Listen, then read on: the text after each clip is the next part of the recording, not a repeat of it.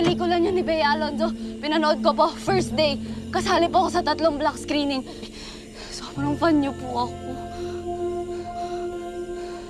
Bukas na kita atid sa sakayan. Saan ka na muna. So yun, paano ka ba nakasakay dito sa pick-up ko?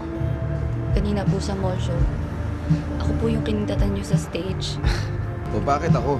Dami namang artista dyan, di ba? Ang daming mas gwapo pa nga sa akin. Kayo po yung pinakagwapo sa kanila. Pinakamabait. Pinaka-gentle. Parang aalagaan niyo po ako talaga. Kaya po ako na-inlove sa inyo. Ang taong ka na ba? Magsa-17 na po. Magsa-17 na sa November. 16. Bahala, pero pag ikaw nalasing ha. Hindi na ako bata.